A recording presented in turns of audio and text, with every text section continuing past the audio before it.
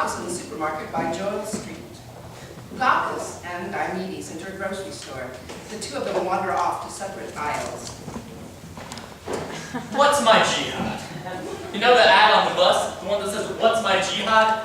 And the answer is always something very American, like Habitat for Humanity or white people playing jazz. That came too.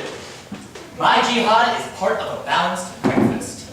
I'm on a crusade for a grapefruit. No,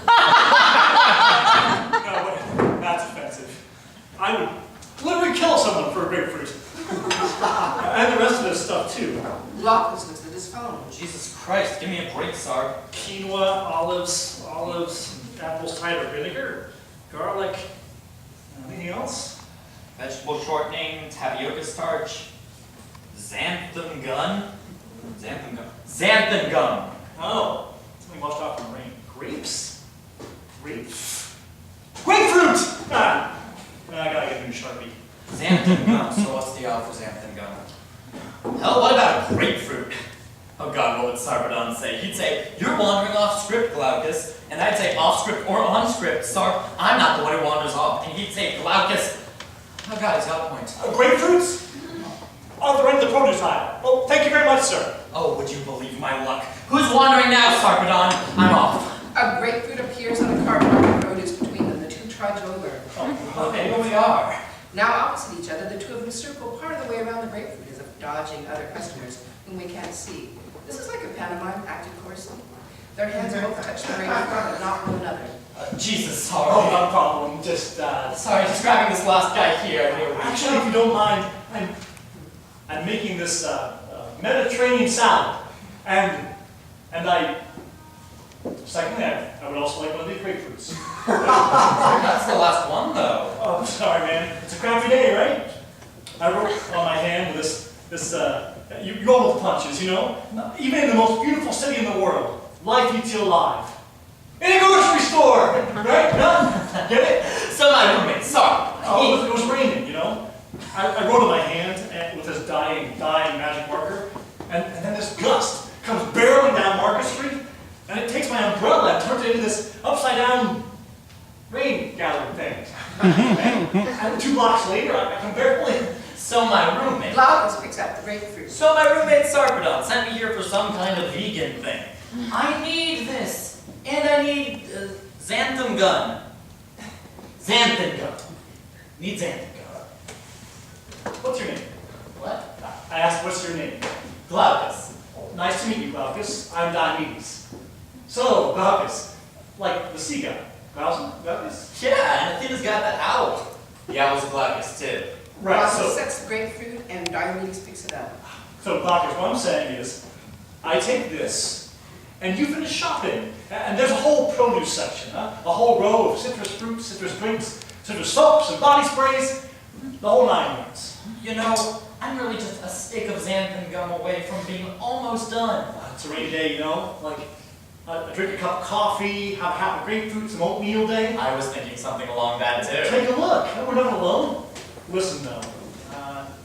I'm picking up my kind of vibe. Oh, I'm not hitting on you. Not that kind of vibe. I'm feeling this real aggression. Like, even though I got the grapefruit first, you're expecting me to... I was just holding it before you. No. You put it there. You were telling me some story about your pet owl that you named after yourself. And then you put it there. Glaucus looks at his phone. It's Sarpedon. He's saying, are you kidding about the grapefruit? I am not kidding. What were you saying, Diomedes?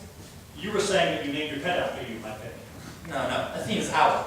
I mean, I didn't name that one either. Well, point being, Glaucus, I'm drenched.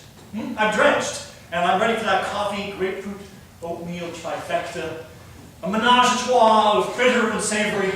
Maybe a little Splenda in the coffee, some Splenda on the oatmeal. And this is a dream that's very close to reality. just like you, one stick of vegan gum away from being done with this whole So thing. Sarpedon, man, where do I start? Sarpedon moves in. I don't know, a few weeks back, he's actually my cousin. Comes here from the sticks though, and he's broke. Just the ticket from St. Louis runs half of what he's got. And I let him into the fruit bowl. And he's always just pacing up and down our hallway, stress eating, and before you know it, it's an apartment without grapefruits. And there's maybe 3 stray grapes, and each of them is halfway to becoming a raisin. St. Louis? Yeah, St. Louis. He works at this dueling piano bar, Hop Hop and Scream. Yes. That was the name of the bar, right? Glaucus reaches out for the grapefruit.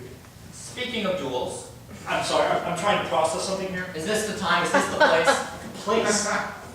My grandfather owned the place. Hop and Scream, but before it was called that. It was just a jazz place in St. Louis. I think Sarp said the owner was this kind of ambling, disheveled, unfocused, one-legged guy. So yeah, I believe him. No, this was a long time ago. My dad wasn't even alive. This was my grandfather. Wild-eyed Oinius. He came over from the city, from East Peoria, and bought this club. He wasn't ambling at all, but he was 5'4". And he had those eyes that draw people in and push them away at the same time. I'm sorry, what was his name? Wild-eyed Oinius. O-E-N-E-U-S Oinius. Jesus. What? Diomedes drops the broken umbrella, thud, and the water hits them both. My grandfather, he played there.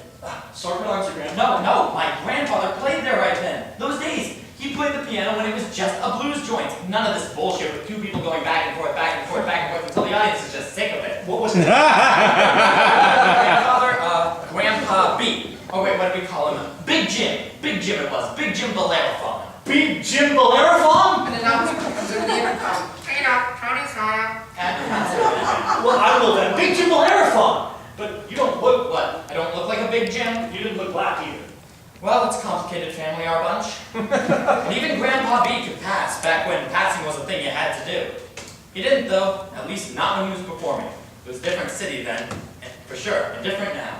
So, he knew my grandpa. Your grandpa ran the place. He kept the Hookers classy and the gamblers honest. And he said the drinks were cheap. He sold them cheap. We heard a squeal and clatter of an old streetcar. Listen, do you want the grapefruits? Oh, I couldn't do that. Not now. You couldn't. Could I? I guess I could take it. No, you take it. Glaucus picks up the grapefruit and balances it on the palm of his hand. Well, what a day we're having.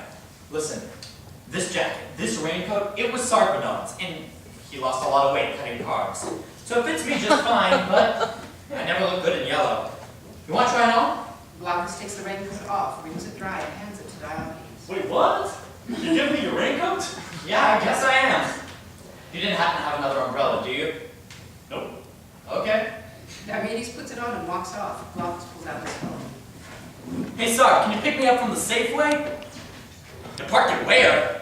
Well, I'm just in my t-shirt and it looks like it's coming down pretty hard. What happened to what? Oh, the raincoat.